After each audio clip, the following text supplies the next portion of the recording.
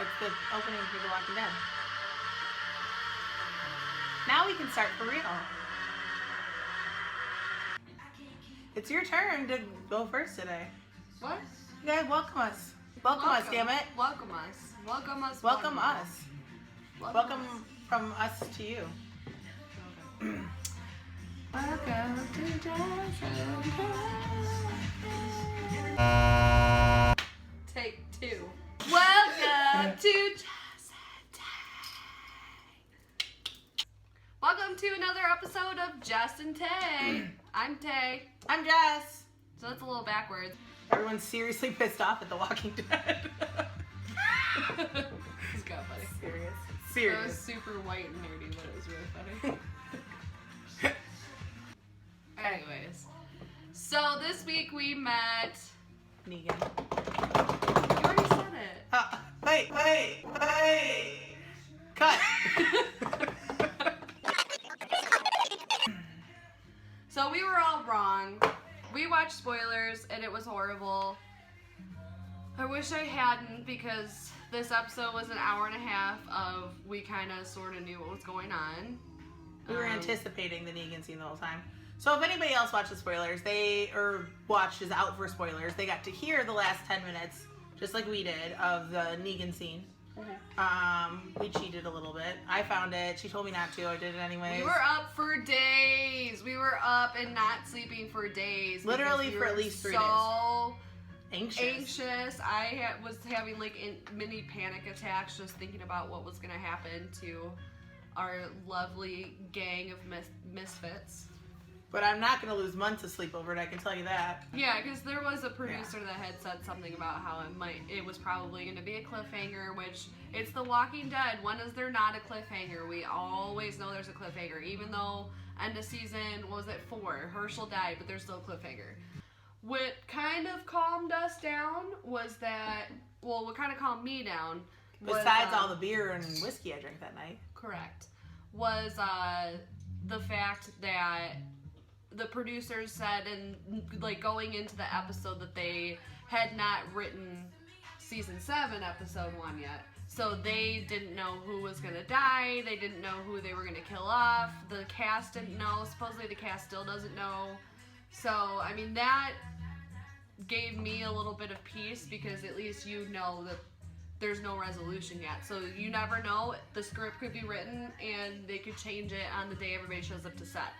Like, also, yeah, and it's keeping us from like obsessed over it, because at least we're not like rewatching the episode over and over and over and like looking for angles of trees and the trailer. And I watched it once at Jess's, which has happened on Sunday, and then I've watched it 3 times since then, doing exactly what she just said.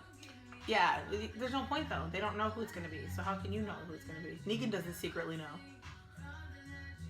I'm just saying. I did my research because I'm a nerd. Okay, so let's recap some of the episode. And we're heading to Hilltop because Maggie needs to get to the doctor. Because Maggie's zombie baby is eating her from the inside out. So, yeah, that's what we think. I don't know if that's been confirmed I'm convinced or not. that's what's happening. It has to be. Like, she's literally, like, dying. Yeah. They got stopped by, like, literally a chain link fence of walkers. Zombies. Yeah, so we saw remnants of Michonne and Daryl, so we didn't know. Well, I mean, we didn't know what happened, but obviously it was a sign from Negan or someone. And then they tried to be smart. Shit was about to go down, and people were going to die. For who? We don't know. That was a good one. You owe me a bottle of wine. I don't owe you. Not a bother good. Alright, Jess, tell them who you think it is. Alright, so I'm going to stick with my original, which was like the saddest news ever, but I think it's going to be Glenn or Daryl still. Okay. Why? I do.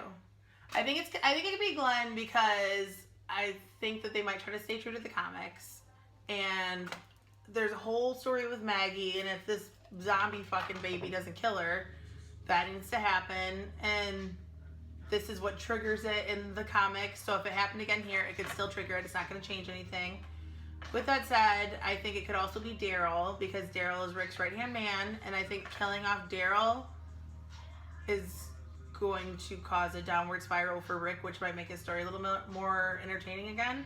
not that I love Crazy Rick or anything. Like, I like normal Rick that wants to, you know, introduce himself to Jesus and see how many people he's killed and see if he'd be a good fit for the community and wants to be inviting. Sure, I love that. That's fine. Mm-hmm. But I just don't think that that's what the people like. I think that they prefer Crazy Rick. So, and if that's what they're going to go for, it has to be Daryl or Michonne because you know it's not going to be Carl. But I just don't think the impact would be as big with Michonne. I think it'd be bigger with Daryl. But that would break my heart because Daryl's my favorite. The Walking Dead episode just got to us. Yeah, I like can't sleep, I can't eat. It's just, we want to hear from you again.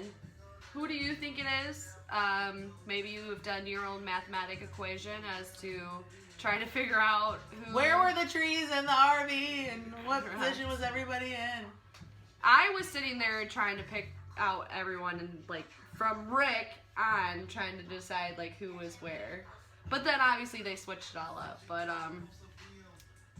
I was trying to pay attention, but I like to think of myself as a pretty observant person. So yeah, and I do too. But the fact that they don't even know made me kind of stop caring. Okay, what do you think it's gonna be?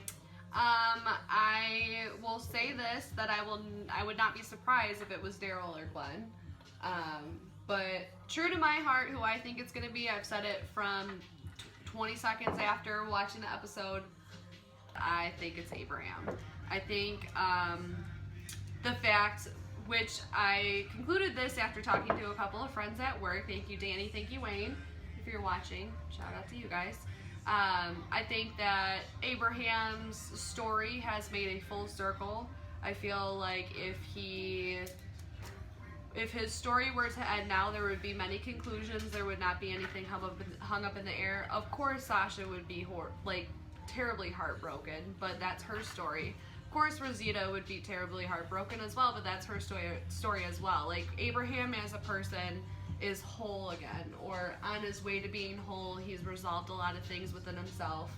He's becoming more in touch with himself, and I feel like if his story were to end now, I would not be upset about it. Also, I felt that him being the only one that kind of muscled up and buffed up against Negan, I feel like Negan took that a little shaky. If you notice, he did make a little side comment about like, hey, someone remind me to shave tomorrow. Obviously, he doesn't want to look like Abraham. Obviously, he has some sort of issue with him, unless if he was just trying to say that to like knock Abraham down again. But I feel like the only person he feels threatened against is Abraham. So anyways, send us questions, comments, concerns. We want to hear from you, the viewers. We want to know if you would like us to keep talking about The Walking Dead, if we should veer off. Let's take a break. Because I'm going to be honest with you, I don't want to talk about Fear of the Walking Dead. No. I don't really care that It's much. not going to happen. Sorry if you were looking for that. It's not going to happen. It's not going to If happen. you would like it to happen, send us a comment anyways, and We'll tell you why we're not going to do it. we'll talk about your comment. Yeah. Or we could... Sorry, that Power Rangers ringtone just went off. 1, 2, 3. Keep calm and drink wine! Welcome to JessNTay! Air guns. Don't tell me to stop with the air guns. I will tell you to stop with the The air guns don't quit. Can't stop, won't stop. Then I'm going to say Tater's going to tape again. Dang. Bye, guys. Bye, guys. Bye. See you next time. Questions, send. Bye.